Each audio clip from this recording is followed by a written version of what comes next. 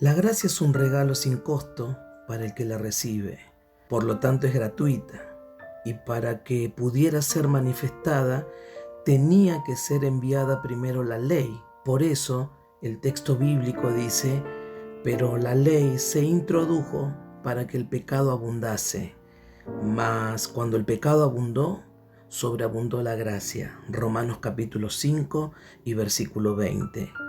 El primer propósito de la ley fue identificar el pecado y confrontarlo.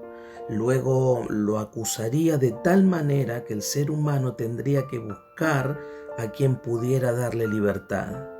El segundo propósito de la ley fue intensificar la culpa, porque todo lo que decía la ley era no.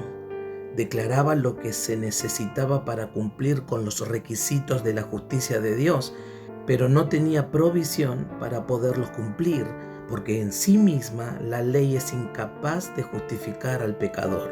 La ley demandaba perfección, pero no ofrecía ayuda para lograrla. Lo único que hacía era identificar el pecado para que nos demos cuenta de lo terrible que era delante de Dios y busquemos la provisión para manejar la culpa. Todavía es igual, la ley nos hace conscientes de nuestra falta, nada más que eso. ¿Te detuviste alguna vez frente a una pared con un cartel de advertencia: no toque pintura fresca?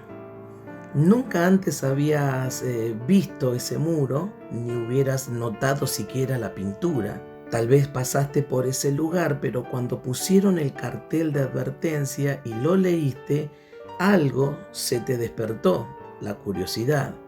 Algunas personas más controladas pasaron, leyeron el cartel, sintieron la tentación de tocar la pared recién pintada, pero no lo hicieron. La ley no ayuda con relación al pecado, porque su propósito es señalarlo. Cuando conoces acerca de la ley, descubrís que el pecado está dentro tuyo, entonces comprendés lo perverso y malo que sos. Aún haciendo bien a la gente, estás lleno de odio, rencor, amargura, envidia, celo, contienda. Aunque te congregues los 7 días de la semana, cuando trates de vivir por la ley, jamás podrás satisfacer la demanda de una santidad perfecta, de un Dios excelente que no juega con el pecado. Él tiene demandas y exigencias. La ley decía: esto es santidad, honren mi nombre obedeciendo mi ley. Pero nadie lo podía hacer. La ley se introdujo para que el pecado se manifieste.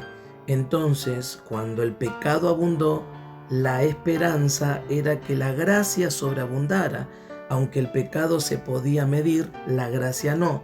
Cuando el pecado era mucho, la gracia era infinita.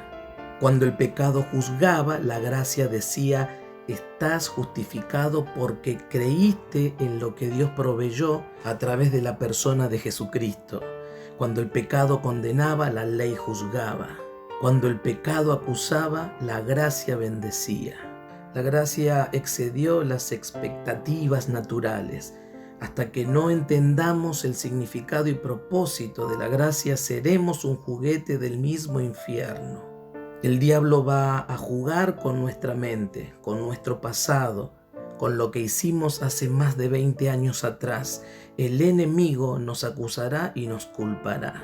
Pero si entendemos el propósito de la gracia, diremos ante la acusación: estás equivocado. Claro que yo era un pecador, un adúltero, un borracho. Claro que hice cosas de las cuales me avergüenza hablar. Pero la gracia cubrió cada una de mis faltas. La gracia cubrió cada uno de mis pecados, porque cuando el pecado abundó, la gracia sobreabundó. Un día miré a la cruz del Calvario y comprendí que el que tendría que estar colgado en ese madero era yo. Él tomó mi lugar y por gracia soy salvo, no por las obras de la carne, sino por la justicia de mi Dios. Mis amados, la ley reveló cuán malos éramos, pero la gracia nos revela cuán bueno es nuestro Padre. Dios nos ha dado el Espíritu de su Hijo, por el cual clamamos: Abba, Padre.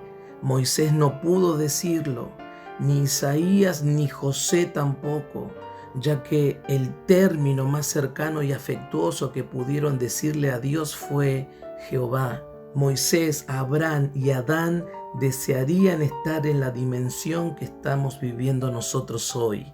Ellos tenían que ir a un lugar para encontrarse con Dios. Nosotros caminamos con Dios donde quiera que estemos. Ellos necesitaban ofrecer sacrificio para poder ser aceptados.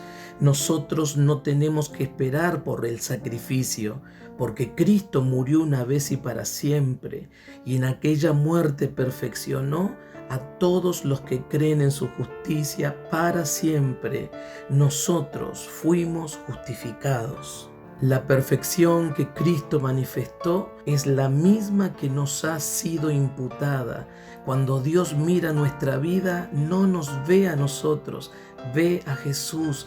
Las debilidades que tenemos, si bien la ley las resalta cuando se aplica la gracia, Dios nos mira como una obra consumada y perfecta en Cristo Jesús. La ley cumplió con su trabajo, exponer el pecado, pero la gracia nos habilita para agradar a Dios, porque no nos dejó solos y no tenemos la necesidad de inventar actitudes de cómo agradar a Dios, sino que el Espíritu del Hijo está en nosotros, así como Jesús pudo agradar al Padre en plena perfección. La gracia nos motiva a confiar en su perfección, la que nos fue imputada en Cristo Jesús. Por eso es que estamos tan enamorados de nuestro Padre y de su provisión divina, Cristo Jesús. Por eso que una vida no nos va a alcanzar para agradecerle a nuestro Padre Celestial por ese gran amor que nos tuvo, nos tiene y nos tendrá. En Él estamos seguros, en Él estamos confiados.